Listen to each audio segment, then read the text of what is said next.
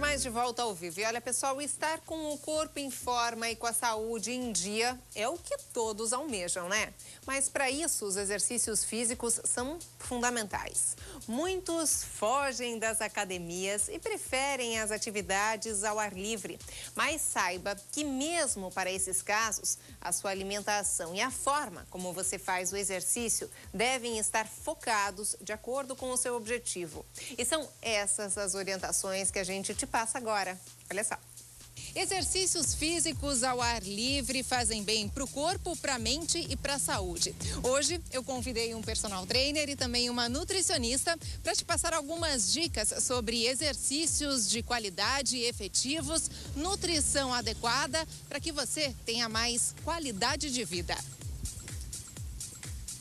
Ao ar livre, um dos exercícios mais praticados é a caminhada e a corrida. Fique atento às orientações. Um horário como a gente está aqui, nesse horário de sol, a gente conseguiu visualizar algumas pessoas ainda talvez seguindo um mito, né? De vestimenta, quanto mais fechado, melhor. Nós vimos algumas pessoas aqui caminhando de casaco. Então isso pode causar aí sérios riscos de desidratação. Então as pessoas têm que atentar com relação a isso. Outra coisa é o calçado adequado. Vimos algumas pessoas caminhando inclusive de sapatilha. Então sempre um calçado com o solado de pelo menos 2 centímetros, investir num calçado bom, uma meia que não tenha uma costura para também esse atrito que não cause calosidades e não atrapalhe a sua caminhada. Alongamento antes e no final dessa caminhada para que também você tenha o seu músculo preparado para que você possa fazer esse exercício e no final para que você também tenha um relaxamento dessa musculatura evitando possíveis lesões. As roupas adequadas para caminhada ou corrida são leves, que permitem a transpiração. Hidratação é fundamental nos exercícios ao ar livre. Mantenha sempre consigo uma garrafinha de água. Super importante. A água, né, a hidratação, ela vai ser importante porque ela influencia no gasto calórico. Pessoas que consumem uma quantidade muito baixa de líquidos, principalmente a água que vai ser mais interessante, podem ter um gasto calórico diminuído e isso é muito importante, por exemplo, para quem quer perder peso, aumentar o gasto calórico. Essa falta do líquido também pode influenciar no desempenho na atividade física e quanto mais a gente conseguir melhorar o desempenho da pessoa nessa atividade física, melhor vai ser o resultado dela. Mesmo se ela quiser emagrecimento, se ela quiser ganho de massa muscular, para todos os objetivos, água é essencial. O isotônico é importante durante essa caminhada e corrida? Caminhadas curtas ou corridas curtas não é necessário, somente se for um exercício prolongado e se a pessoa tem muita sudorese. Por exemplo, num dia de sol, ela vai correr, vai caminhar, vai suar muito, é interessante fazer consumir um isotônico após, sempre lembrando que o isotônico natural, que é a água de coco, é mais interessante do que os isotônicos artificiais. E o que consumir de alimento antes da caminhada e antes da corrida e após, para que a pessoa, claro, tenha como objetivo o emagrecimento, que é o que todo mundo quer. Antes do exercício, vai depender um pouco do horário do dia. Por exemplo, se for uma refeição, um lanchinho da tarde, um lanchinho da manhã, é interessante ela consumir um pão integral. Por que um pão integral ao invés do branco? Porque o pão branco fornece uma energia muito rápida, ele tem uma conversão mais rápida em glicose e o pão integral é mais lenta. Se a pessoa consumir o pão integral, o pão branco, ela pode ter, no meio da atividade física, uma queda de energia brusca que vai interferir no desempenho dela da atividade física. Então, um pão integral com um peito de peru ou mesmo uma camadinha de geleia que tenha só açúcar da fruta ou um mel também é interessante. Uma opção melhor ainda seria uma banana com aveia, que vai fornecer, a banana fornece uma energia mais rápida e a aveia controla um pouco a conversão dela de energia. Então diminui o índice glicêmico da banana. Isso faz com que a pessoa tenha uma energia logo no início da atividade física e mantenha isso. Muito bem. No pós-exercício, então, o que a gente tem que consumir no pós-exercício?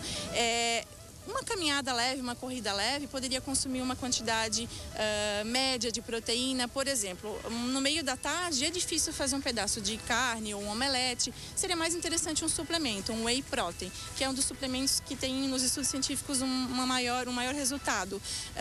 Que tipo de whey protein consumir vai depender um pouco do horário que ele vai ser feito. Depois do exercício, imediatamente seria um whey protein com uma absorção mais rápida, um whey protein isolado. Se for fora da atividade física, um whey protein concentrado, que tem uma conversão mais lenta.